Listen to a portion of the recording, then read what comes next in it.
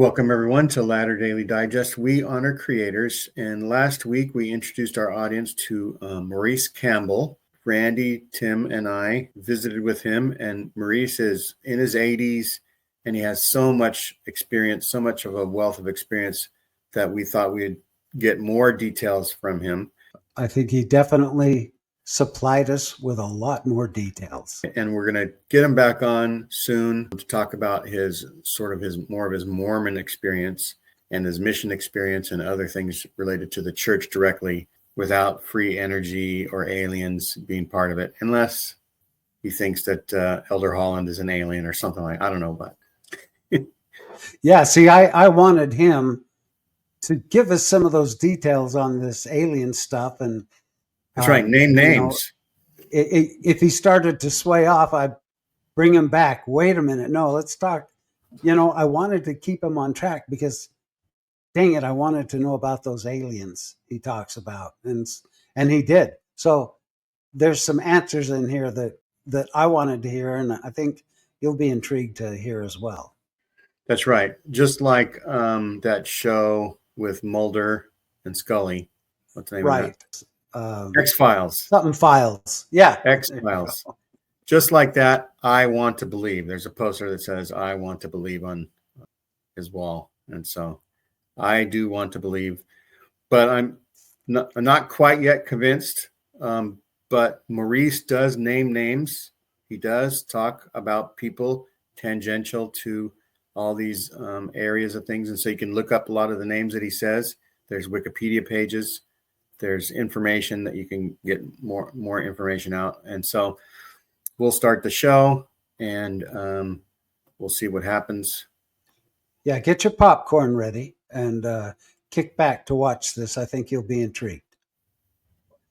Maybe a little bit more details about your experiences around these other people. Yeah, gee, let me ask you this. Did you, with my terrible skills at computers, did you get those attachments I sent you? Yeah. Oh, okay. So you got them because there was about 9 pages of the pre-energy device, what went on there, kind of a historical count. And then I went ahead and put in this monstrosity that if you wanted to know all the interlinkings of all these different projects that went together, and that's where I almost believe in karma and the universe, galactic prognosis of some kind that goes on out there. So I just wanted to mention that I did send that along with the inventor of the magnet motor being on the cover of that international Tesla magazine. After my alien one, I told him to keep a low profile, not do anything. So that's some of the stuff that you've got. Also, there was some stuff in there on Floyd Sweet on our inventor, and they've already washed some of the record at MIT. They didn't know that I had some of these letters that they had written to him. And I understand that when they've gone back to the files, they don't have the specific one there that mentions out of all the inventions that came out of there on MIT, why his was rated a third in the history of MIT. So I just mentioned that as backup for why Dr. Greer had me on the documentary on the Lost Century, because they gave that credibility to Floyd Sweet's device. So I thought I'd just send that to you if you wanted to share, if you shared it with others, why feel free, because it just gives you a little bit of detailed background on how we got involved with the free energy device. And then all these other stories kind of gravitate out. Yeah, I know I can share certain types of tabs. And so I'm going to send to Randy, because, I don't like Tim that much, a thing. I just sent you an email saying send it to me. Yeah, I watched The Last Century. I haven't watched it for a while. He did a new one. He just did another one recently. It'll only take it a little while, huh? Well, I watched it when it first came out. When was that, last year? Yeah, but I think that's about, this is 20. The premiere was, I think, June of 2020. 2023. Yeah. 2023. And yeah. Then he just did another one, too. He just did a new one. Yeah, while we're on the subject, I'll just mention that if you all saw the documentary by Dr. Greer of Unacknowledged. That one too, yes. Well, you seen that, Randy? You learn from that. it took Oh, me. I mean, unacknowledged. Did you see the documentary Unacknowledged, Randy? Oh, no, I did not. It's not familiar to you? Okay. Well, anyway, I just say that you'll learn out of that movie, Unacknowledged, what took me 40 years to learn with all the past experience with everything going on. So it was just a real good documentary, along with the Lost Century, of catching up on all the devices that are being suppressed because of the trillions of dollars involved with the oil companies and the reserves and so on. But this monstrosity that you've got up here on the screen now is just a rough sketch that I made because when they wanted me to do some Zoom conferences, Dr. Greer's assistant wanted a lot of information, and so he asked her if she would get it, Patricia Persall, that used to live in Texas, and I think she's in Carolina now. And so I had to just draw something out. So as we talked about all different programs, like right now, tying in somewhat with the Skinwalker Ranch and my scientists there, and some of the technology that was there, that one of my other scientists who's now dead, one of my best friends, that was at the Irene Research Center. Everyone knows Irene, right? Yeah. Right. Okay. And that's when he was with Brandon Frugal at the Skinwalker Ranch, but he couldn't tell me what he was doing. But he gave me enough hints as we played games all the time. Is it free energy? His name's David Faust out of Drexel University in Pennsylvania. He was one of them that was selected by Dr. Thomas Bearden, who is in the video that shows Floyd Sweet Sparky's first device in about 1987 on YouTube that you see.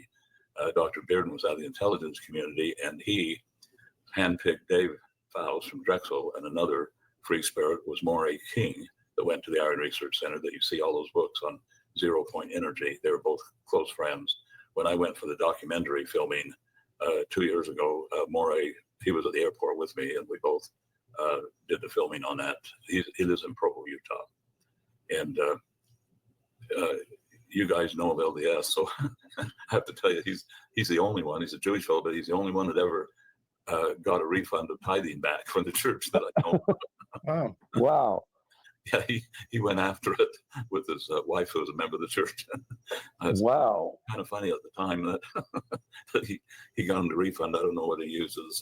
Say who got the refund again? What was his name? You have to keep it confidential. Moray King, who's got all these books out on 0-point energy. He's a professor in Provo down there. I think he's at Utah Valley. UVU. Yeah, but it's kind of funny because he wanted to always do these things, the free energy open source. And So Randy and Tim, I just want to say that I've emailed the email that I got that has the files. Thank you. Okay. Thank you. Maurice, are you still practicing LDS, or have you left the church? well, I resigned. In Okay, 2015. I guess I'm out. Yeah, me too. I had mentioned that I had kind of I can't really say crisis situation. It was just kind of finally, my wife and I couldn't handle it in 2015. I've got grandchildren that are gay. She has grandchildren that are gay. I've got a lot of other The friends. November policy in 2015. Yeah, they had so many of them. I mean, when I saw them flip-flopping, they couldn't decide whether to bless children and bitter fruit. And I mean, they went through so much crap that my wife and I just decided on that issue that we were going to go ahead and resign. We just kind of had it. I quit going when I left Grant Palmer's ward in Willow Creek. Let's see, I was 12 years. That would have, I can't think of what year that would be. But when I left Grant, I didn't know it, but Grant told my wife, Pat, he said, if Maurice ever moves, he's going to leave the church.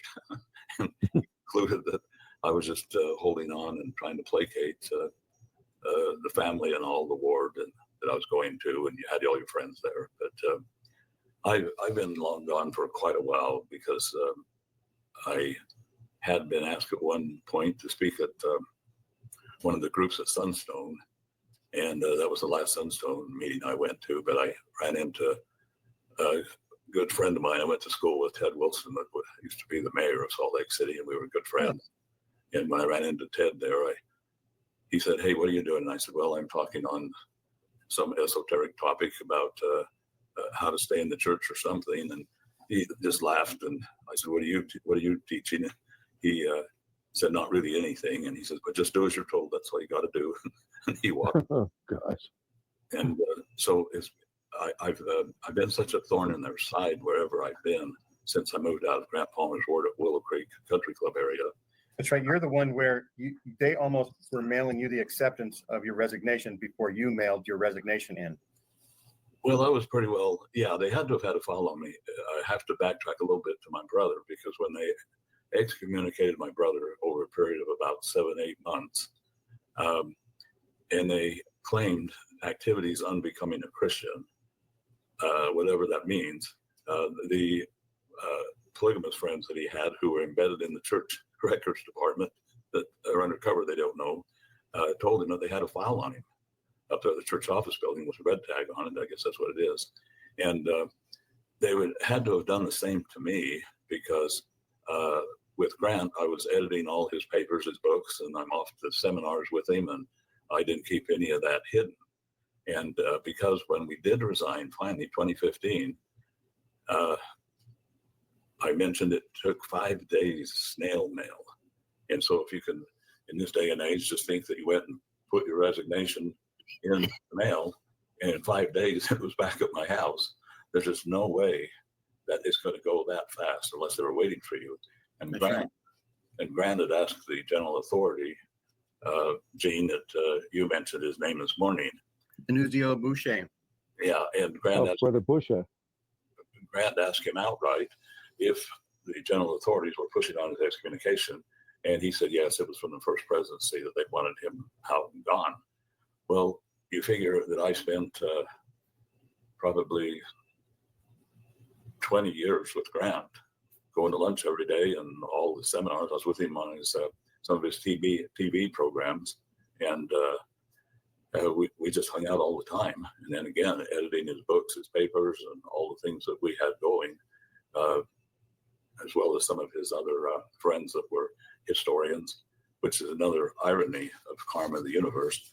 My next door neighbor in St. George, just a prince of a guy, and we were very good friends. He was an attorney there of the town of Washington, and his wife would take care of my Down syndrome daughter sometimes, and she's in a handicap program, and who ends up being church historian, but Steve Snow, my best friend that lived next door to me in St. wow. And I think that knowing Steve, that's when they started those essays opening up and telling the truth, because Steve was a Democrat, and I saw the Democrat connection within the church that went back to the historian Arrington, and he got someone in there too that was over with that leaning. And then when we had so many elections going, Steve Snow asked me if I would help him host, like I mentioned, one of my best friends, Ted Wilson, that ran for senator later on, or governor, I guess. And Steve and I had just done a lot of stuff together where he lived next door. And if anyone should have been an apostle, that should have been Steve. He was just a down-to-earth person. And so I was really, really surprised when I saw that he was put in since I left down there, this church historian. And Maurice, it sounds like the reason that you were dismissed and you left the church was simply because you knew too much. You knew things that the church possibly didn't want out there. And that kind of is a segue into my question. And I'm sorry if I'm swimming back to the shallow end, but as you told us the story of free energy and the journey to where it's at now and why it's not out there, you mentioned some things that I think are absolutely incredible that I know the listeners would love to know about. A couple of those things would be, was it Sparky? You mentioned a couple of people that were not from this earth, that were aliens. And, you know, there's been so many sightings and so many, now that we have video cameras on our phones, you know, we've got hundreds of thousands of videos coming in of UFOs and UAPs that are unexplainable, the one thing that people think is that they've never made contact here on the Earth. Yet we have government officials who say, yes, we have made contact and we are in touch with them. Could you validate what you said about you actually have spoken to, I don't even know that I should call them aliens, but visitors? Yeah, I'd say visitors. One reason I made some attachments with the stuff that I sent to Gene was because I wanted you to see the picture of that International Tesla Society magazine that had a picture of our inventor of the magnet motor, Ron Brandt. And if you thought you were going to see an alien type of person or someone different and all, you would see up in the corner of that cover magazine that there's Ron Brandt, who I never checked him out, but my brother, being a doctor, told me that he did not have a bowel system. Ron himself told me that he was from Atlantis. And in that regard, he said he was here till 2012. Now, then it was 1987. And he said he was here till 2012 to help us with technology. But he was just referred to me. It's no one I went looking for. And so, again, these people that are here are walking among us. And he's going to look very common. Do you have the front page by chance? Yeah, I'm looking at it. Yeah, he's right up here on the top of the right.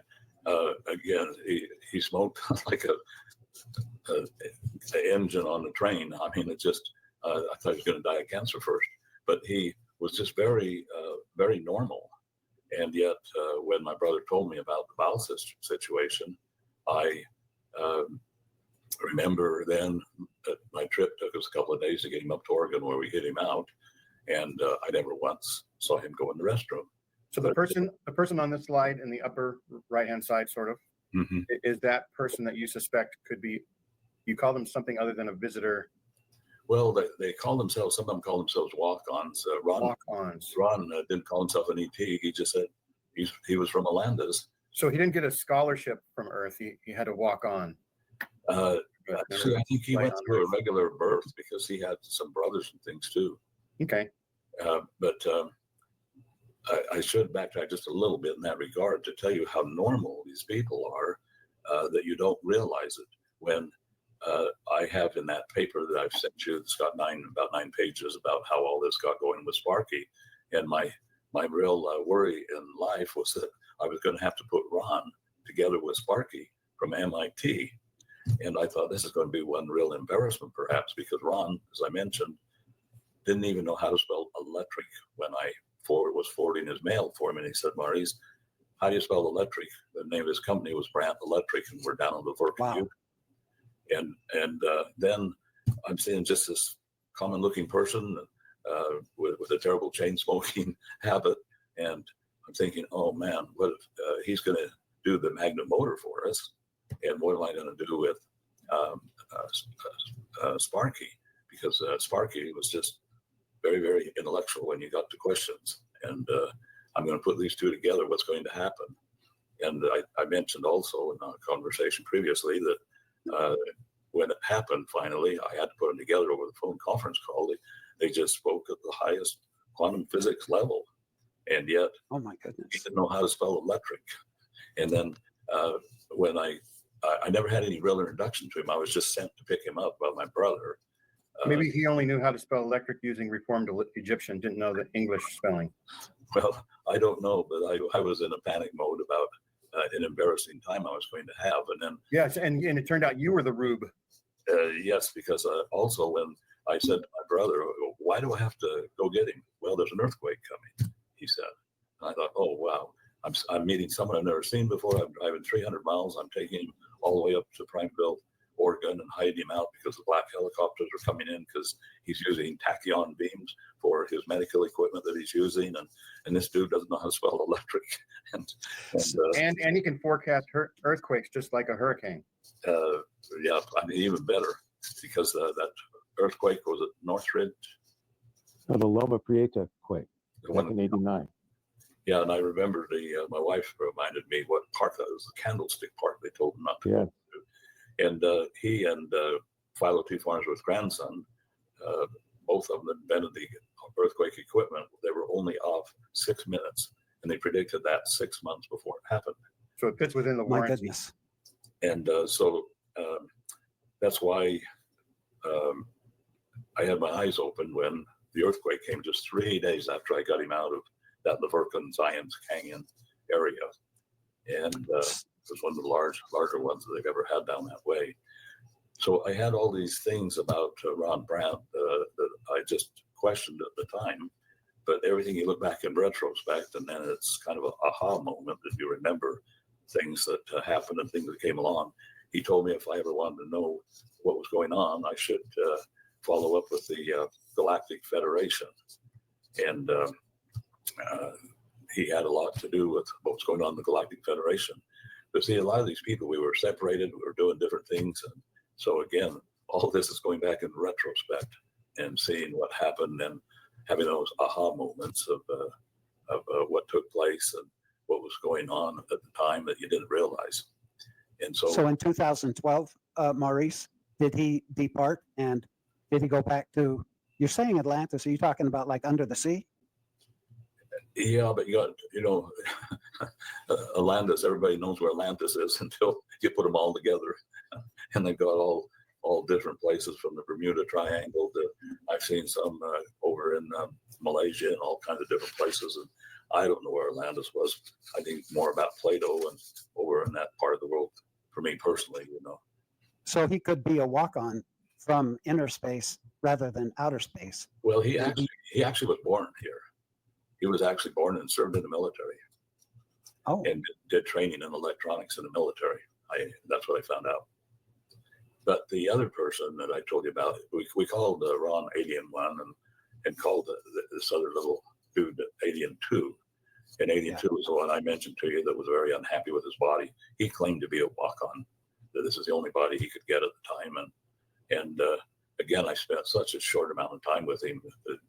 The day I did was when Alec Bielik with the Philadelphia experiment was here in Salt Lake, and I was asked to go to that meeting and meet with him. And that's when Alien 2 was there, and my brother needed some Tesla antenna stuff drawn out. He just asked him to show him what it was, and he just sat down and quickly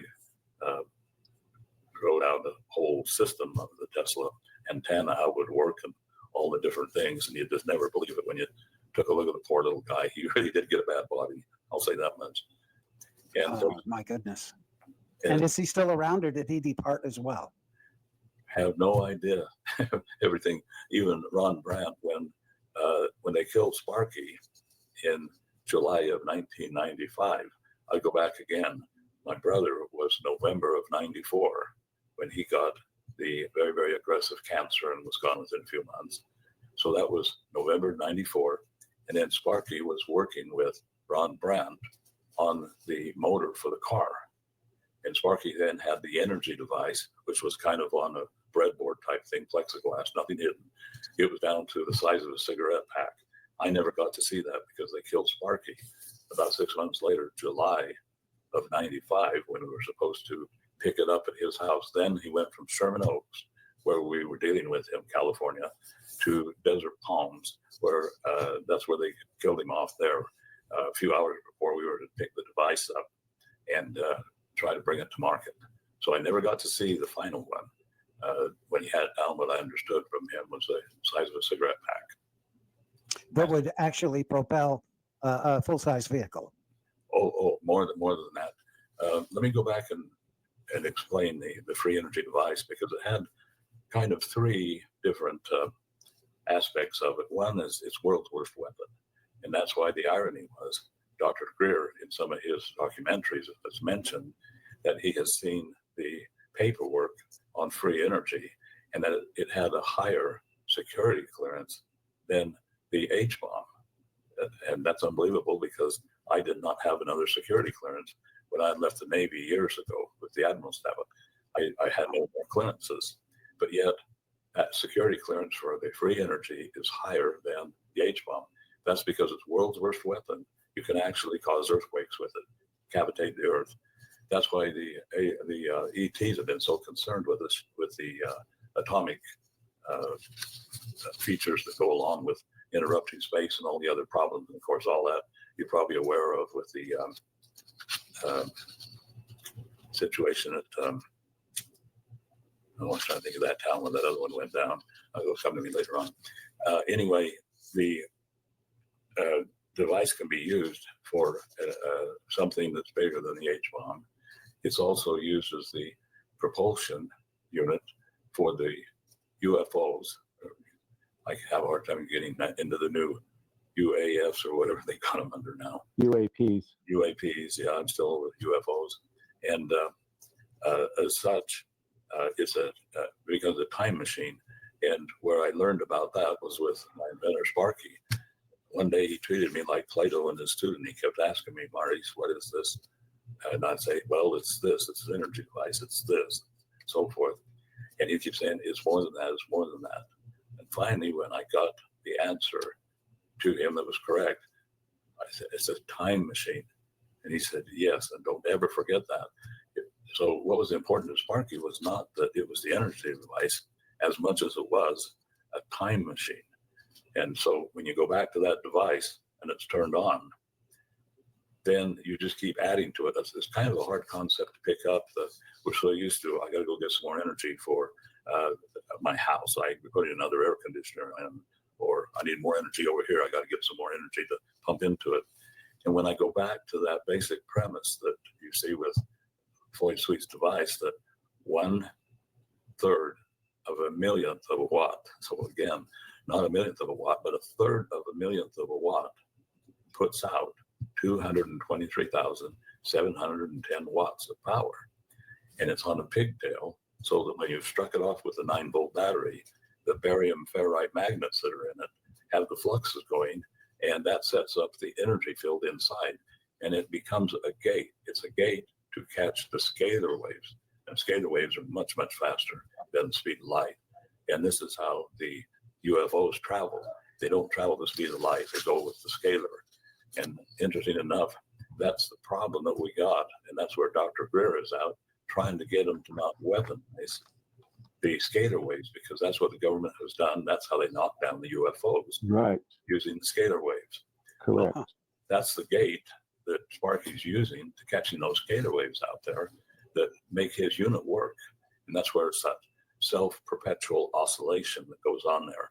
I mentioned before about the razor blade that Dr. Thomas Bearden had, that he experimented, showed that it kept the vibration going, the oscillation going after he had put it in the bulb, locked it up for a few days, pulled it back out, and it's still moving and going. And that's the perpetual self-oscillation that none of the physicists ever, want to believe in happens. They look at it as perpetual motion, doesn't work, doesn't go. But that's what made that whole unit work forever. So you never put more in, you just add to it. But if you add too much on the load, then you could go into another dimension. And that's what happened to Sparky one day in his apartment. His wife, who used some expletives, that Sparky kept adding and adding. I guess he wanted to see the limit. And that's when the room went a bright, brilliant white color. And if it looked like the lights that I saw that he had on his equipment, it would look like your kitchen lights you used to have overhead, that cool effect on the lights, filament. And the whole apartment complex started shaking and almost brought it down. He shut it off, ran out on his balcony and pretended that it was a California earthquake. And that's because you get at a point to where you're off into another dimension. And so in the simplest terms, again, you got someone in political science explaining higher level physics who's never had a physics class. And when you look at the UFOs, though, they are being moving using that energy field. So you're kind of encapsulated in that energy field, which will put you into other dimensions. So when they travel planet to planet, it's not the speed of light, it's at the scalar level. That's when Dr. Greer gets into non-local, where Einstein and others show that you can be in more than one place at the same time. The whole universe is one. And that's what's brought out with our travel. And if I'm correct, I think that's clear up to 21 now, that they've been able to show that scientifically, 21 different places. They call that the spooky science. But that all relates to our travel in the universe with the UFOs. And so right now I'll migrate over just a little bit because this relates to another scientist here that If I can, Maurice, can I just ask one quick question? uh-huh. If the U.S. military were to lay their hands on that technology, we would be untouchable. Is that not correct? If who got their hands on it? The military, the U.S. military. Oh, they have it. That's our problem. That's how we Okay, got. That's how we got our UFOs.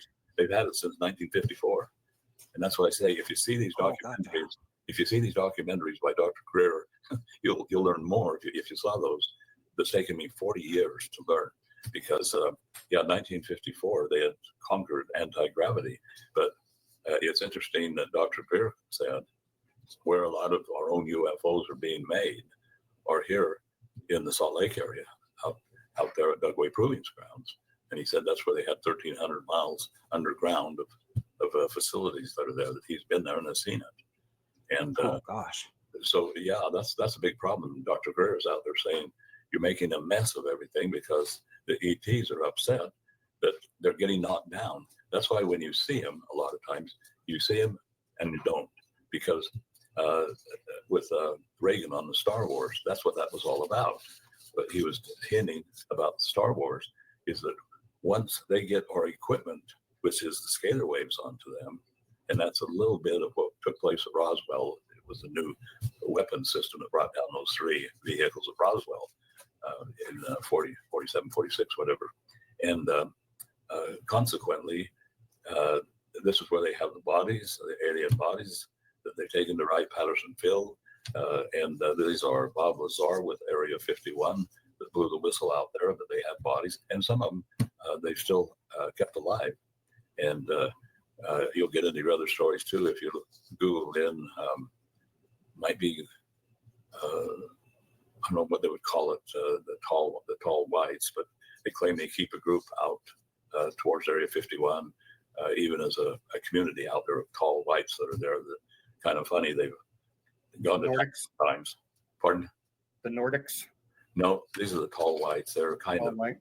a grayish, and I guess they've got them into the casinos a few times there in Vegas. And Right. So on one hand, there's lots of stories that are out there, but we yeah, were kind of Nordics are a different group that were like we are. more about your experiences that you haven't seen a tall white. You've only heard of other people say tall white.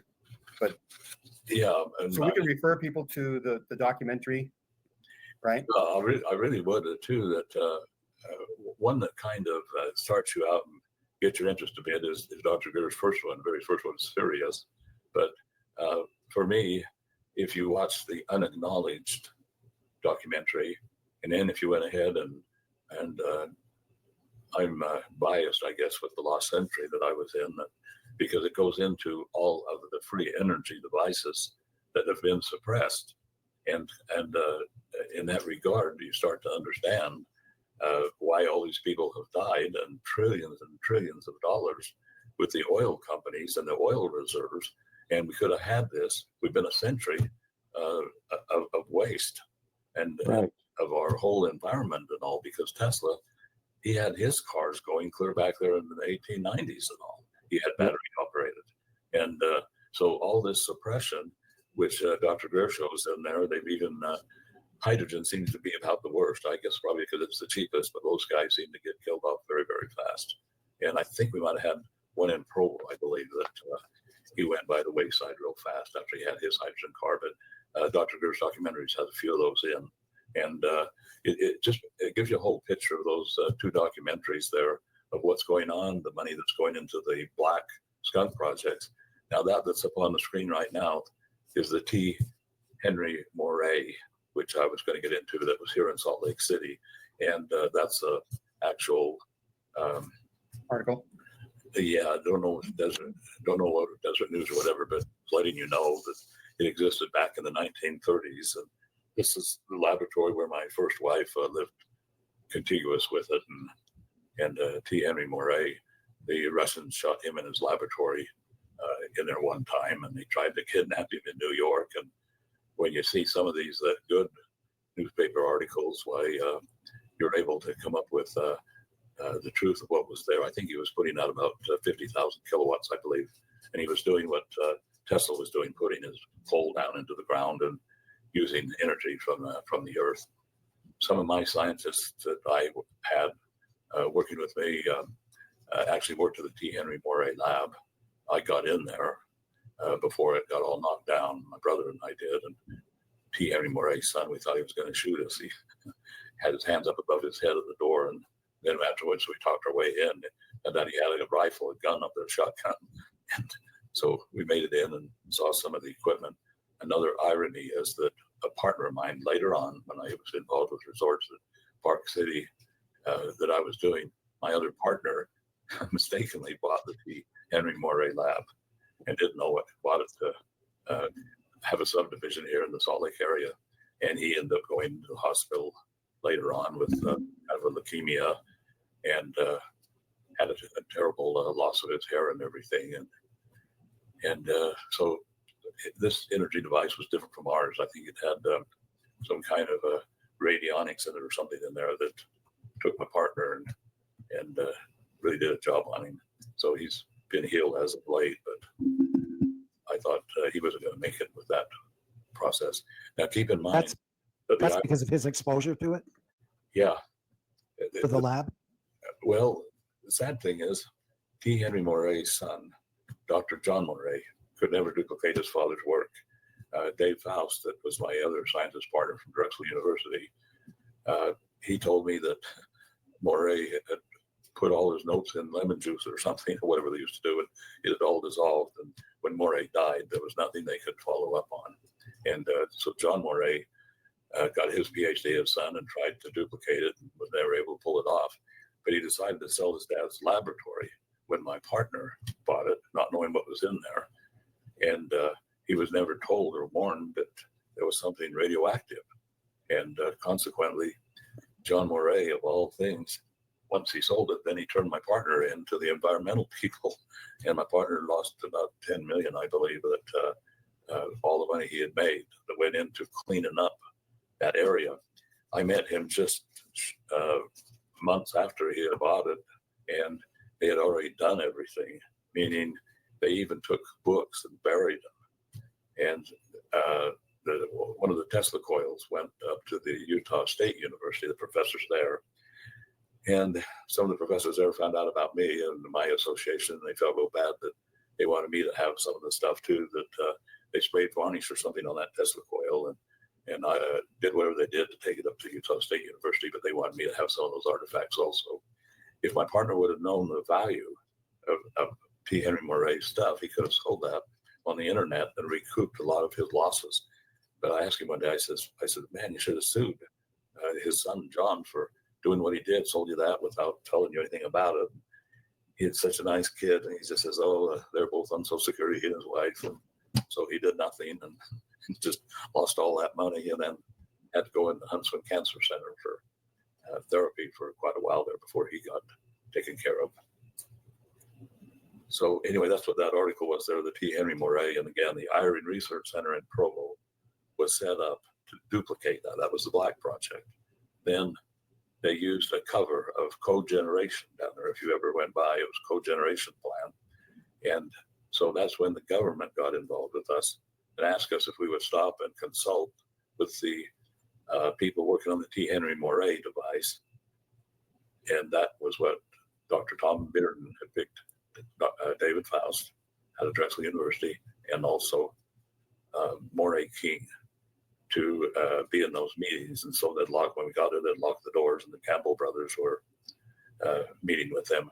Now, what's interesting, because you guys have been LDS, is that the only person we had in that group that I was working with was Dr. Glenn Foster, a PhD. And I think he'd been a mission president, I think in the Vegas area. He's the one that told us, never take any of this to the church. Didn't know what he was talking about. He was a friend of my brother, and I just let a lot of these things kind of slip on by. And so when I was talking to my brother, that's when he told me that Glenn Foster he and a partner in the intelligence community had taken someone to the church office building, which I postulated was ET type, whatever. And that's when he got in even more trouble there with some of the apostles that were upset they didn't know anything about what was going on. And so everything hit the fan, and he just had a real bad experience, even though he had been a mission president before and he was still active at the time he passed away.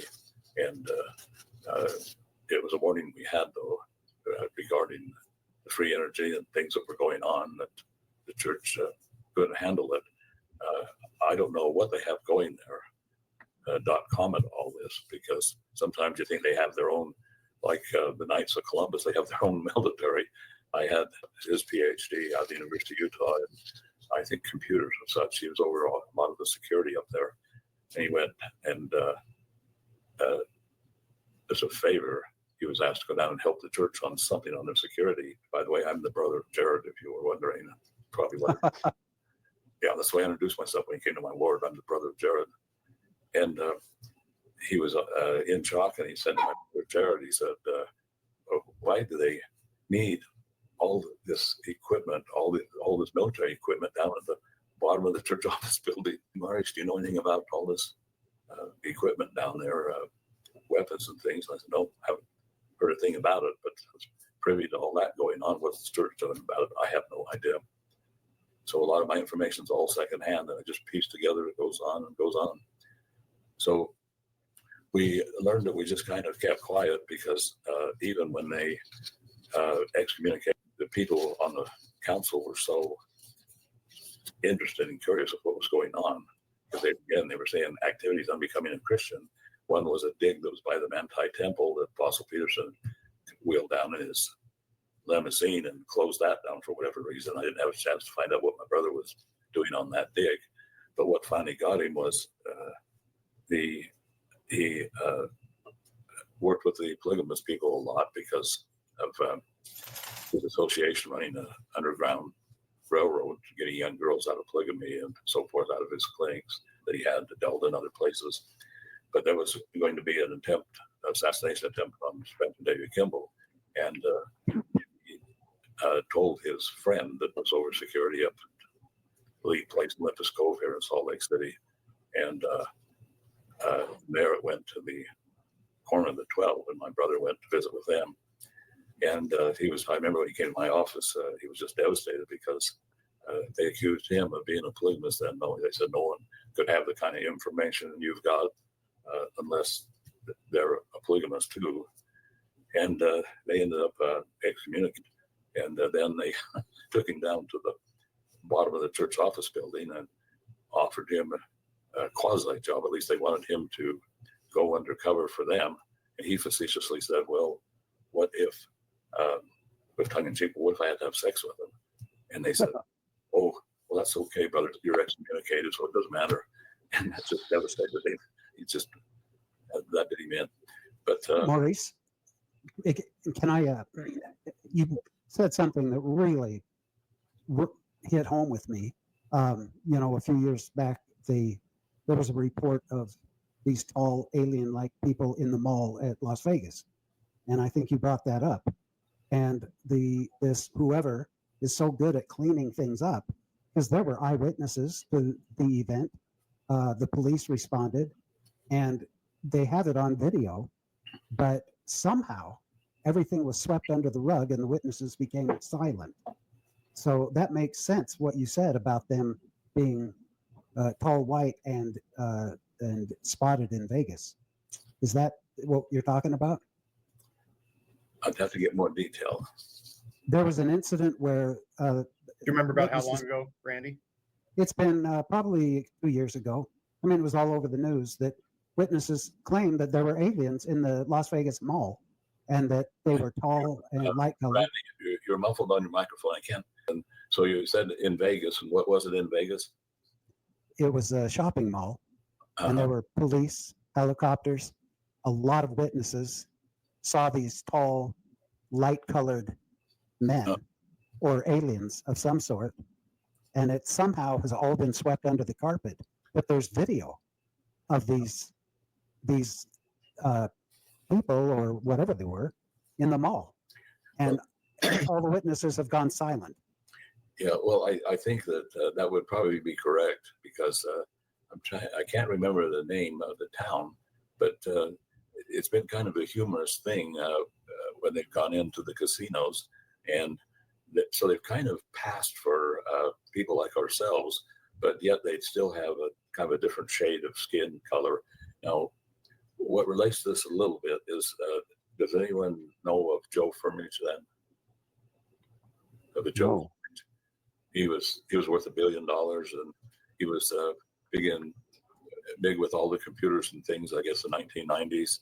And he was on front of Time magazine, and his father was Ed Firmage, the professor of law at the University of Utah. And Joe made all that money and gave it up. He's tied in with Novell software. He was tied in with Brandon Fugel and my partner Dave Faust, that's now dead, with what they're doing on Skinwalker Ranch. Joe Firmage just flipped out, and he's in jail somewhere right now.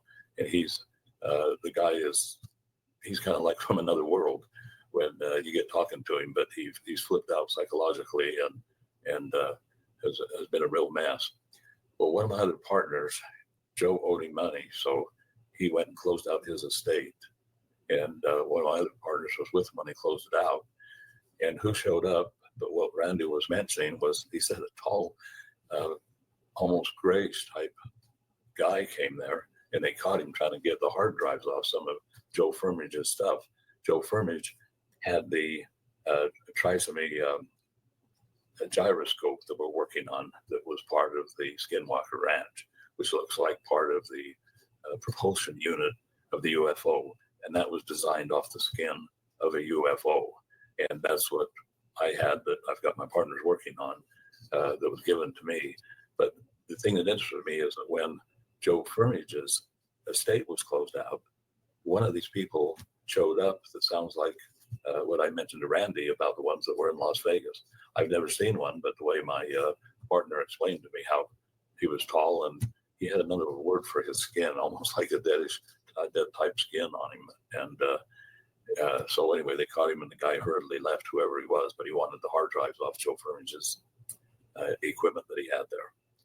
But if you look in some of the YouTube and also Google there's a lot of books too on those tall whites. Indian, maybe it was Indian Springs that's by. When I think about it, it might have been Indian Springs. But that's gone on for quite a while, and I was just kind of intrigued thinking of them going to the casinos from time to time in Las Vegas, because I lived there a couple of years when I had my medical laboratory there on the iridology and retinopathy medical laboratory that I had as partners, and so got used to the casino life. And to think of those people wandering around just brought a certain amount of humor to me. But I think a lot of times, go ahead. Was that you, Randy? Yeah, it was almost, I don't want to say humorous, but people were baffled on how to describe this. And it just surprises me that it was all swept under the carpet and somehow became silent. And the government has declared the video to be valid. This is May 1st, 2023. And Yeah. May 8th is the article from the New York Post. Yeah, I wanted to take this opportunity to, if people don't know much about the way the intelligence community works to ruin everybody that they want to ruin. And when they get ready to print a lot of their misinformation, they're trained to go ahead and they give you information. 95% of it's correct. And then 5% is so outlandish that the human side of you chuck it out. And then whenever you hear that, you go ahead and throw all that other truth out with it. And like you said, Randy, they came up missing or whatever and no more said about it. And then if you mention it, then someone might really laugh because they've read the outlandish stuff. And consequently, they toss it all out. And that way the intelligence community puts a lot of truth out there. And then they have the people not respond to it later on. But it's out in front of us a lot of times. And I would argue that these tall whites that, and I'm going to say, I think it's Indian Springs, these kind of stories come out all the time, and they just poo-poo it later on. And if you get in a discussion with someone, they might be quite correct, that they might bring out that part that's so outlandish that you're the one that looks pretty dumb. And so it just shuts people down because no one cares about the other truth that's 95% there. But I learned that when I was in the intelligence business with the Navy also, that all gets planned.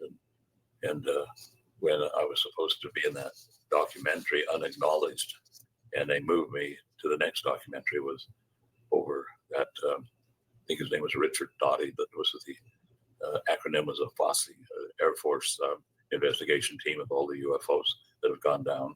And he was a whistleblower for Dr. Greer. So they substituted us, put him in on that one on Unacknowledged. And that's what he explained in there, that how all the networks, NBC, ABC, and all way up at the top, they've got their people that kill all the stories.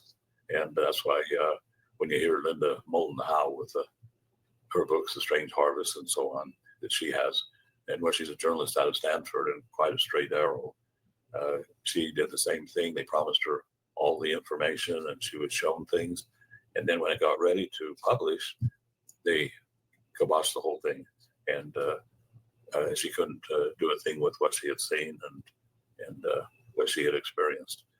So I relate to that a little bit when I mentioned in that documentary, The Lost Century, it's just a hell of a lonely world when you're in the high tech and you've seen these things, because you don't have anyone, if your friends are all dead, that have been part of it, you don't have anywhere to ventilate.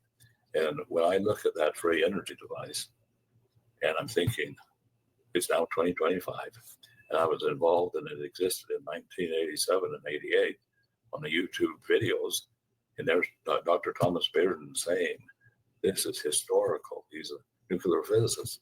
We got free energy right here. Even if you didn't see the others, we got it right here. And he's going through showing you documentation. And you're just thinking, how come my friend that I told you, my best friend, was best man at his wedding, fish hunt, did all this stuff, professor of physics, chairman of the department, and he can't comprehend, understand what his friend's been doing.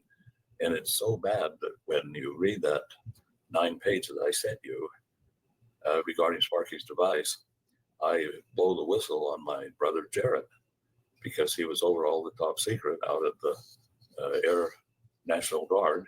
He took care of designing the clean rooms for the President of the United States when he would come to Salt Lake City.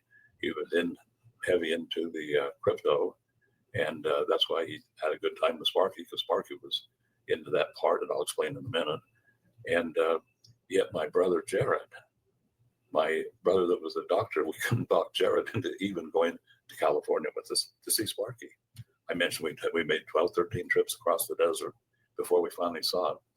And then we had 2 responses. And when we finally got my brother Jared, that was in electronics, all full of Maxwell's theories and all the electronic schools he had, and was a crackerjack of what he did.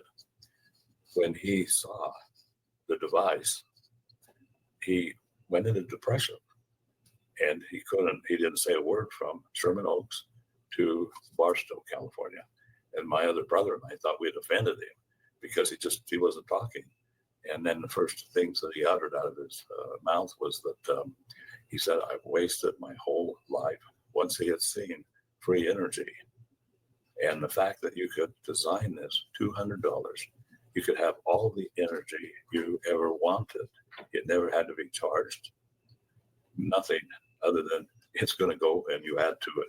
Now, what that does for the car, what that does for your house, the way we all live, we're all equal in the world. That's what makes you lonely, is that you carry that weight all the time, that there's nothing you can do to change the world situation. And it's so simple that you got free energy, that it exists. But whoever it is out there that runs everything, you could call them cabals, and maybe they're made up of a whole lot of small cabals, and some are oil companies, and others are the big daddies in there that don't want to affect the oil companies at all. But when you know that it exists and you can't do anything about it, it becomes a depressing situation. And I admit that in that documentary, that there are mornings you wake up at 3 and you wish you would have never seen free energy before, because maybe it's like going to heaven and then going back in the regular world. You know it exists, and it's hard to deal with after that. Maurice, do you Wendy know where Nelson we can told us a little bit find about that documentary? I'm sorry, I didn't get that. Gene, or Go ahead, Randy. I was just asking, where can we see the documentary? Do you know what outlet or what YouTube. network It's on or YouTube. platform? Oh, it's you'll, on YouTube? Okay. you'll have to Google it in, because of all things, the other documentaries, I had no problem. The Unacknowledged was had a viewership of 750 million worldwide on that one. But, Everybody but Randy saw it. but, I know. but Are you talking about Unacknowledged or the Lost Century? Unacknowledged, the Lost Yeah. Century, it can only happen to a Campbell. has been tied up in lawsuit, and so it's gone in different phases. The company, Dr. Greer just sent out, he wanted an attorney to take over the lawsuit, because the company they got dissolved in London in October, November or something. And then those dudes went ahead and signed a contract with Dr. Greer and didn't publicize it. And so it's been on Amazon Prime, it's been Tubi, and you could actually go probably to Dr. Greer's website and probably pick it up there, and it would be freebies. But I understand it's freebies now. But I swear those two, Unacknowledged and also the Lost Century, that you'll just learn more from those two and not spin your wheels a lot of other places. Let me remind you, there's one. He just did another one, Maurice, called the Battle for Disclosure. Yeah. But those other two, I thought personally, in my opinion, the other two were better. But the Battle for Disclosure is good. To me, they're all good. But I was going to mention that. What was I going to tell you on that? Usually, my wife reminds me what I missed. What did I miss there? It came in too late. She came in too late. Oh, I know what it was. There was another. I don't know if I call it a documentary or just a video by Dr. Greer, and it, I can remember it, it's something about the state, and it has to do with how the government's taken us over. But I put in there on that one, I wish I could remember the name of it, the Lost, let's see. Actually found it on the Lost Century on Daily Motion, and I'll try to include it. Well, Randy. it's supposed to be free, so on some of them. So what I was going to mention is I've already got it. I already got both of those. Just to let you know. Okay. Oh, you do? Okay. Yeah. You can download it. I've got downloads of it. I'm just re-downloading it now as we're talking. Yeah, I'm going to watch them again. I haven't watched them for a couple of years. well, and this other video that was out there was something about the state and Oh, how the state was taking us over. But what was interesting is, before I really knew Dr. Greer, I think it was 1 hour and 58 minutes. What caught my attention at that time was he said something about the Mormon Church. And then he clarified that it was the corporate Mormon Church that he was worried about, that they had all these nice members and all, but it was the corporate Mormon Church. And that was about 1 hour and 58 minutes, something like that. And it might have tied in with Dugway Proving Grounds, possibly. But anyway, I was enthralled with that part of that one. But the two I've mentioned would just tell you a lot of things that just took me 40 years to find out by trial and error. And then .com and all this is the fact that when I met Dr. Greer, then I found out that he lost his partner right about the same time. The cancer, what they did to him, they did to my brother. And Sparky, why then they used him, a bad heart, supposedly had a heart attack, because he did have a bad heart. My friend David Faust, that was out of Drexel University, that worked with Brandon Fugel, Skinwalker Ranch stuff. Dave, he got cancer. Well, where would his cancer be? Throat, sleep apnea. It was Close Encounters of the Fifth Kind, Phoenix Lecture Part 2 is where he talked about the church. It was in that one too? That's the one we're talking about. Yeah, that's where he talks about the Mormon Church. And yeah, I wrote it down. I put it where I'd never forget. I can send. I just can't remember where I put it, so I'll never forget it. In February, Mormonism Live did a thing called Top Secret Mormon UFO Files, and they might reference it. No, they didn't. This one that he mentioned was the Deep National Security State and UFOs, 2016. And I have it 1 hour and 48 minutes. He mentions the church. Look at this one, Gene. I'm sending it to you through Messenger. Look at Okay. this is the one he's talking about.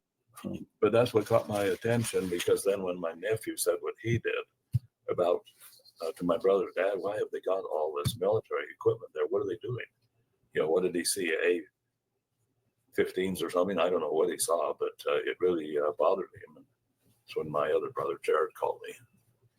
Didn't you say that there was something about the second coming? You posted this on Reddit. Yeah.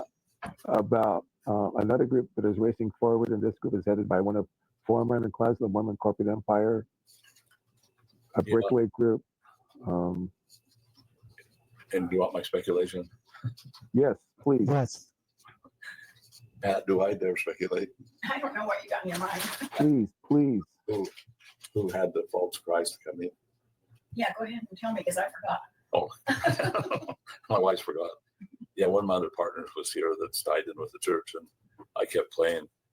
Well, is it? No, you're getting warm. Is it? And finally, he didn't say, but I came away with confidentially. I think I'm going to say the Huntsman family. Okay, And that makes sense. well, they took over the Tribune, hopefully, Yep. and then the brother sued the church for his $6 million for tithing in California. Yeah. But what really got me is that John Huntsman Jr., ambassador to Russia, does not say a thing with what went on with Putin and Ukraine. And I'm thinking, geez, John, you're the ambassador over there, but I haven't seen him on one talk show. And that's always made me wonder. I know they had chemical plants over there in Russia, and so I thought, well, that's what they're protecting, but I really didn't know. But what did it have to do with the second coming? Well, Dr. Greer got called in. There's a document out there. I could send it. It was CC'd to Jesus. Is that what you're saying? Yeah. That'd be a good documentary. Showed up on Reddit, didn't it? Showed up on Reddit, and they called Yes, Dr. Greer. yes. You posted it on Reddit Yeah, and a year ago. it was the Dr. Greer, but it was saying the agencies had him in, and I guess it happened right after they tried to do him in and had his bicycle accident, and he was all broken up. Excuse me, had 3 operations because he's complaining in that paper about his arm killing him, and so the intelligence community asked him what he thought about it, and it relates a little bit to what I'm working on now with that trisomy gyroscope, And I because sent you a picture of that, Gene, in the email. apparently they went into they made a portal, and I know now that they've got that capability, which is confidential on the portal and the Skinwalker Ranch on the stuff that's going on there. And so the thing that we're working on, I believe it was one of the first generational parts of getting into that portal. And Huntsman, I guess, were able to do it first.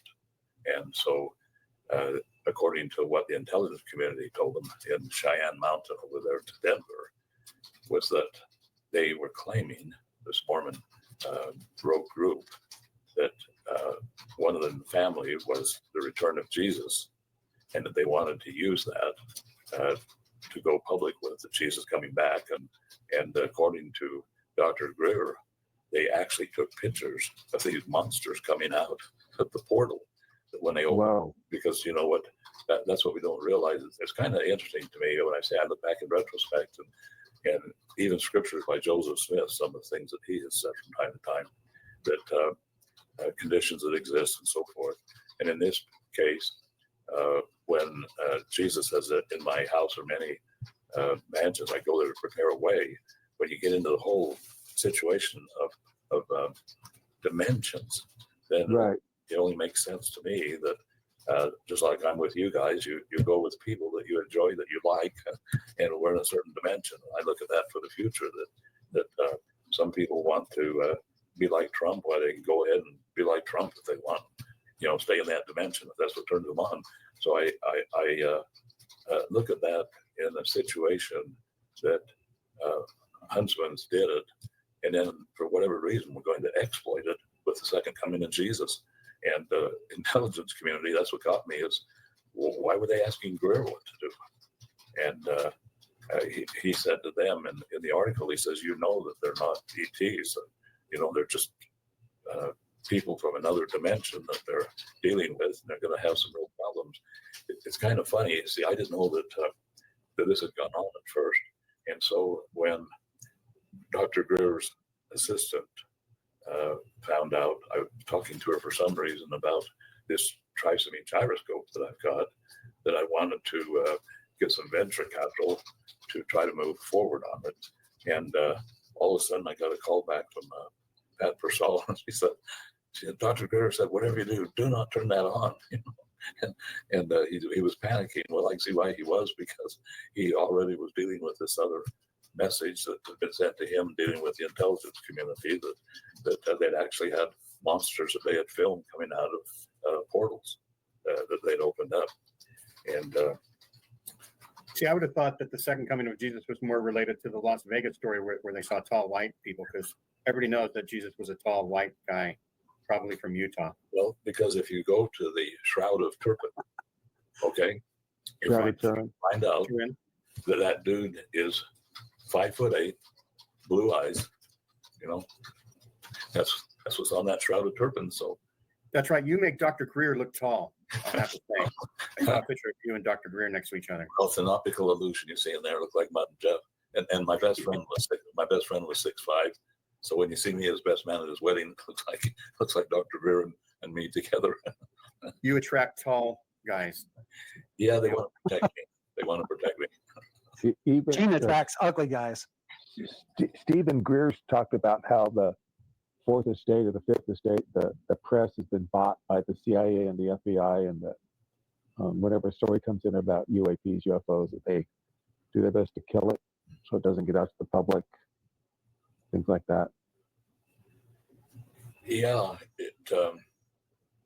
you know, so much of what Steve says I go along with. There are other things that I have reservations about in trying to put it all together, and it puts people in different camps.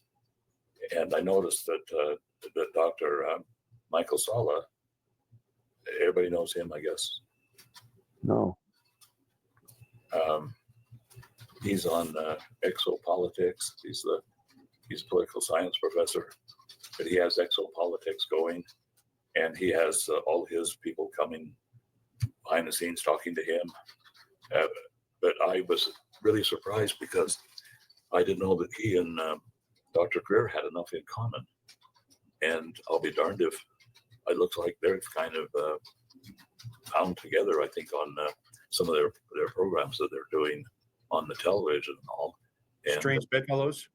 Yeah, because Dr. Greer is pretty dogmatic on one point, that it's kind of like there's only one alien, and it's a good idea. There aren't any bad aliens. And so he's going to not really fall in line with Linda Moulton Howe and A Strange Harvest, and because he's been in these programs where they actually have the mechanical ETs that go out with the CIA supervision and mislead the people and see, they got the UFOs and all. So it looks like this was a UFO event, and it was the ETs that were taking out the cattle when it was the disinformation program. Right, disinformation, counterintelligence. And Dr. Greer claims that he's been in those locations. And I don't know if Dugway Proving Ground here is one of them, because he did say that they were building UFOs there. And then he gets into on his CE5 groups that they run to see the UFOs, that you can tell the difference because of the ships. You can tell ours are kind of maybe have rivets and things, and they're not the smoothness of the others. So he gets them how to differentiate on the UFOs. Does that exist? I don't know, but they have differing points, and so I just pick up and go with both of them. There's one thing that Dr. Sala said that was correct in my experience, and that is I was at a UFO crash retrieval program in Las Vegas. I think that's where I met him the first time, and he was there with his lecture group, and I was turned on to him because I'm political science, and wondered what he was doing. He was in Hawaii at the time and then come for the conference. And when I talked to him for about a half hour after the program, and he told me, he warned me, he said, don't ever stay with this UFOs if you're going to do your political science thing. He said, I did, and he got blackballed. And so he was at American University at the time, and he's lost worldwide. Their phone. Their- I guess they hung up there. And so, That was Tim's phone. oh, Tim's phone. So I think he's gotten a call from one of the aliens with the rivets, one of the ships with rivets. I hope it's not the Huntsman family. Right. And Randy and I don't care if they have rivets or not. We just want to see one, right, Randy? Well, Yeah, the aliens don't have rivets. It's our recreations that have rivets. Is that Yeah, but right, I don't Maurice? care. Yeah. I wouldn't care either one. I have no. Well, yeah, I'm not prejudiced. the disinformation is there. When I was I going to tell you about another one? Skip my mind on the. Another disinformation thing about Yeah, the crash retrievals. we got off on a tangent on that. There have been countless videos of people who are able to catch UAPs or UFOs going right down into the ocean with hardly a splash. And Yes. Well, where I hid out alien number 1 in Primeville, he had a big lake reservoir there, and he told me that he called them the aquanauts, that they would come out of there, that they were present there, and that's one reason he wanted to be there. And as I took him from Covert in Utah up past, I guess they call it the Three Sisters area, where they have those peaks, whatever, those mountains on the way up there. There was an Air Force base on our right, which I get probably would have been east, I suppose, at the time. And he called me on the CB and told me that they were still bringing people back at that Air Force base from the Philadelphia experiment. But the wives were furious because the government wouldn't turn the bodies over to them, that they were turning like stone, and that the women, the wives were upset about it. I just thought, well, okay, and whatever. Again, I didn't know who Ron was. I just been told, and I had all these experiences that were going on. Later on, a real good friend that introduced me to my current wife. He was in the Air Force, and I wanted information on that base. And he was a very, very close friend. When I asked him, I said, "Hey, Hal, what about and he says, "Oh, I'm not allowed to talk about it," because he had been there and worked there for a while, and he said he wasn't able to talk about it. So, but that's interesting tidbit too, because he was the ex-husband of the kidnapper of Elizabeth Smart. Remember that, Elizabeth Smart? Yes. yeah, Well, I was with him when he met Wanda Barzey in church, and Cal was just a prince of a guy. And he ended up later on introducing me to my wife Pat, that was from Redondo Beach. So the kidnapper of Elizabeth Smart's ex-husband, which is an interesting story too, because Tal told me at the time that his wife Wanda was breaking off and taking the kids going another direction, that she was going with this crazy guy that was a right winger with the church, and they had to go to the temple all the time. And I thought that was just kind of strange, and I found out that he went to the temple, but he only wanted to take the part of Satan in the temple. that's funny. Anyone that's gone there, yeah. So he demanded that particular part, and It has all the best lines. yeah, that's true. But Wanda, that poor sweetheart, I was with him when, and she was just real vivacious, outgoing. In fact, we double dated with my former wife on quite a few occasions, and then she got mental illness and just flipped out. That was it. But Hal was tied in with that Air Force base, and he said he couldn't talk about it, but Ron Brandt told me about on the Philadelphia experiment. When my brother, that was the chiropractor, was back in Sioux City, Iowa, going to school, he had people calling the medical school there for the chiropractors in Iowa that had a problem because they didn't know what had happened to their husband. her husband would half disappear on the couch. He knew immediately what it was. So he was, I didn't know that till years later when he was telling me about his experiences there in Davenport, Iowa, the medical school, and how those people out of the Philadelphia experiment, some of them had been there, and the wives had a problem with them. So it was quite an experiment. It going, well, have I talked you out? Tim, do you have any other questions? We've been over a lot of it. Right. Oh, what about Skinwalker Ranch? What did you want to know? I'm on the perimeter. Let me mention that with Dave Faust that Tom Bearden said here.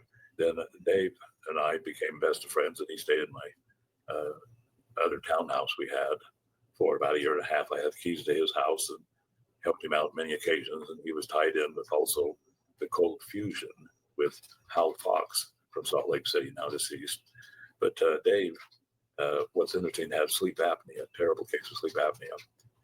And Dave then was complaining to me about the project he was working on, and that was with Brandon Fugel with Skinwalker Ranch. I don't think that they didn't have Skinwalker Ranch going in on television, but Dave told me that he had to work in a hangar somewhere, and he kept saying that Brandon would take the side of Joe Firmage again. And Joe Firmage, who's this just ultra brain, who's now mentally ill in the jail prison, was the one, I guess, that designed this trisomy gyroscope, I guess, along with Dave. Dave, with his non-disclosure agreements, just couldn't tell me what he was doing. But of course, he was on the other side of the fence with the Iron Research Institute, and I would have to stop by and tutor them on our free energy device when we came back from Swarky. So Dave, you see the connection that went there. He was with the Iron Research Center then.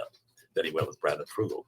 So we're telling him what free energy looks like there. In the meantime, while they're coming up with their own free energy with Brandon. And this predated then the actual goings on with Skinwalker Ranch. But as I look at it now, I think that gyroscope I got is what Dave was working on, because he kept telling me, I say, Dave, is it free energy? He'd say, well, kind of. And he said, you're getting warm, but he just could never tell me what it was. So just about the time that I postulated that they came out with that gyroscope and had done it, he told me that they had pretty well done it, whatever done it at the time. Then all of a sudden, Dave gets cancer. And I have to put him in the Huntsman Cancer Center. And where is his cancer going to be?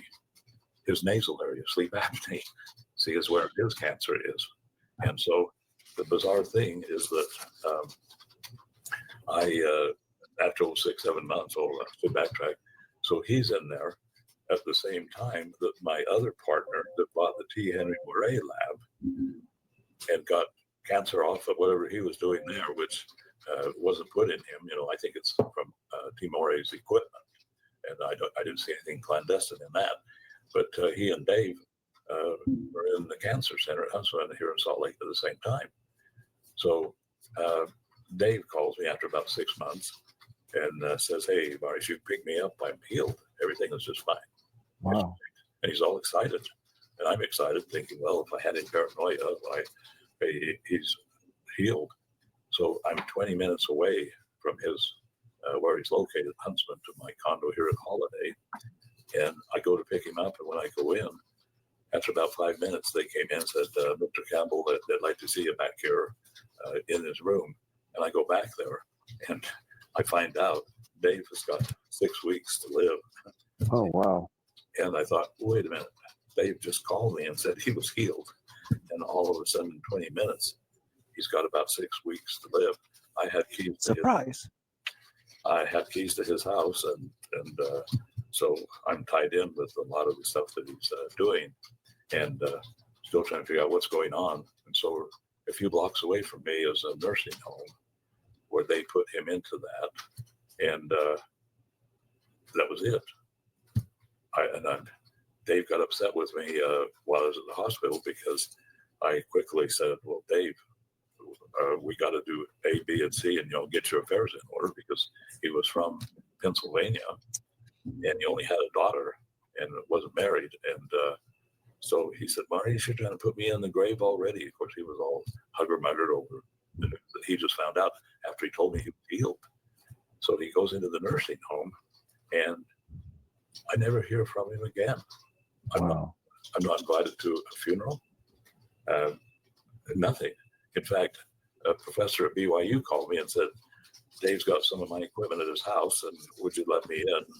I went and let him in, and he got some of the equipment that he said belonged to him. And because Dave lived like a pack rat, and you could hardly get inside of his house with all the stuff that he had. And yet he knew where every single thing was at. And so, .com all this, I never hear about Dave again. And then I'm wondering what's going on. I had my operation on my spine last October, November, and they wouldn't let me have acute rehabilitation services, even though the operation was $1,400,000 on the retail for what they did on my spine. And the doctor said I needed acute rehabilitation. The acronym was ARC, they called it. The damn insurance company that the CEO got shot, same one. Oh, United Healthcare. Yeah, he gets $10 million a year, and they said no. Well, they came and got me at St. Mark's Hospital, which is fairly close to that nursing home where Dave was at, and I get carted over to that nursing home, and I go in there, and I had the worst feeling ever. I said, I called my wife and said, I got to get out of here. We got to post a bond or whatever on the money, but I got to get out of here. I'm gone. And so I did. I kind of the equivalent of posting a bond. I got this money and posted it. Never gave it to them, so I'm still fighting them in court. There's no way they're going to get it. But when I ended up at that same nursing home, I just thought, no, ain't going to do it. Still don't know what happened to Dave. No notification, nothing, no funeral, just gone. Look under the rug. Yeah. Because they've swept them under there. Something happened, and he was Maury King's best friend, and I never found out from Maury that he knew any more either.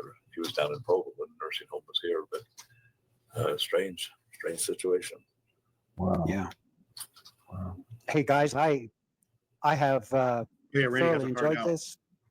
I have to split. I've got some complications at one of my properties. So Maurice, Okay. thank you so much for your time. I'm gonna bolt out of here, and Tim and Gene will And it's see just, you tomorrow night. it's just in time Okay. because I've had too much Fiji water. And Uh-oh. man, Okay. I'm an old man with a prostate.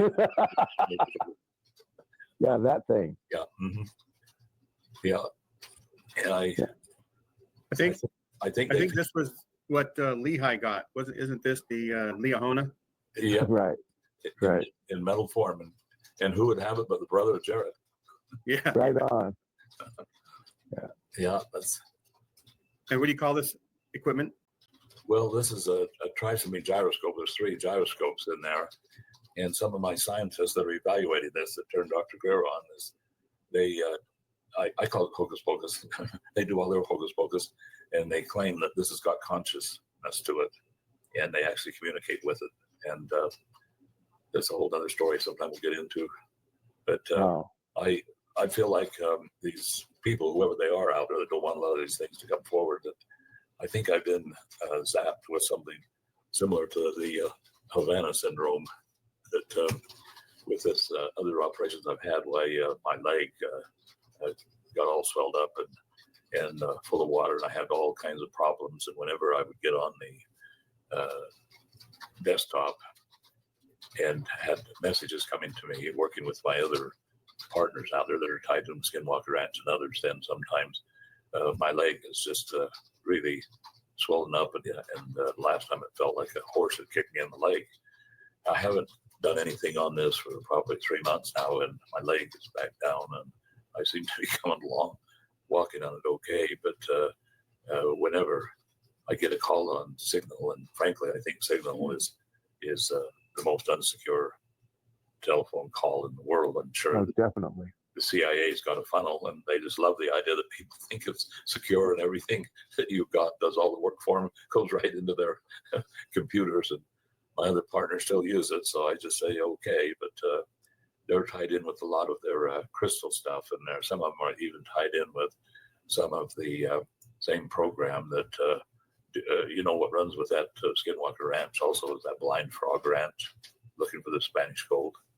Huh. Those Rhodes gold mines that they had at Brigham Young got a lot of that gold from Caleb Rhodes would go get the gold for the church all the time, and they're also hooked into that Spanish gold. And one of my partners has got jade from the first dynasty of China, and there's almost $1 billion involved in that with that jade, and it also has a memory and has life to it.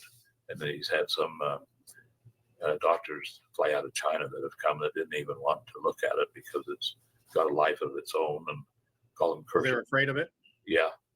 Wow. And what's the manufacturer of origin On this, what we're looking at? this was when one of my son's friends was helping close out Joe Firmage's house estate to pay off another partner a few $1 million for what he was into it for. This was in the trunk of a car, and he gave money to Joe Firmage, who was meeting with generals here in Salt Lake City regarding the high tech. He was so down and out at the time that he needed to get a car from my friend, and who deals in cars, and my friend gave him a car, and the old one that he gave him had this in the trunk. And my friend, it was such an ugly car, he just gave it away, and the kid that got the car thought it was a vacuum cleaner, and when he was going to throw it away, and my friend went ahead and kept it, and then he didn't know what to do with it. But when I was in Tahiti with him, he knew I was tied in with UFOs and things, and so he brought it to me and asked me if I wanted to go ahead and try to do something with it. What turned me on was that this was designed off of the skin of a UFO, and they had to put the skin under a microscope. And the skin of the UFOs is a living organism with the ETs, and it breathes and everything. And so it wasn't a far jump for me to understand that this has got a conscience with it, and talks to these other scientists what its needs are. And then sometimes they'll come back and zap my computers and everything. I've mentioned they've taken money out of my accounts, and who are they? I don't know. All I know is the consequences and the cost to me personally that might be. Wow.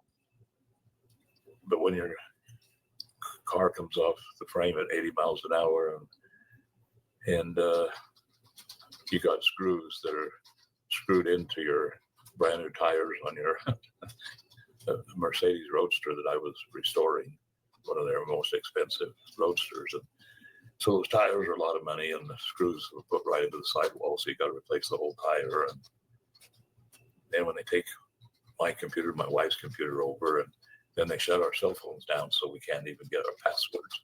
Wow. It goes on sometimes for maybe 20 minutes till we get everything back again. The last time Facebook got a hold of me and told me that whoever was trying to get my accounts was out there by Point of the Mountain on the south end of Salt Lake Valley on the way to Provo. And that's where the big national security NSAs put their big Yeah, that big data center. Yeah, and that's where the last time I got hit, they told me that's where it's coming from. And so, Wow. but they've come after us quite a few times when I was with Sparky. Some of the thugs followed us from Sherman Oaks and came after my brother in the parking lot at Little America here at the hotel. And my brother was big, about 6'3", and had a pipe in his car, so he was able to break their windshield and protect himself. But Wow. they followed us here, and so anyway, it's all part of the game, I guess. They don't want the Crazy. truth out or the free energy out. So I think Skinwalker, according to my confidential source there, they've got 3 of these. I've been trying to bake one from them so we didn't have to reinvent the wheel again, because this is the portal into your other dimensions in space travel. And I guess they're going to make us reinvent the whole thing over again, because Brandon Fugel doesn't want to give up any of those that he's got. Wow. Tough business out there. Yeah. That's why I say all I want to do is have free energy come out and everybody's on an equal basis, and you forget about all this pecking order and all the problems that go along with it. So 3 o'clock. 3 o'clock. Humans love pecking orders. Yeah, I just want to be Machiavelli, the philosopher, said it was okay to be a dictator as long as Right.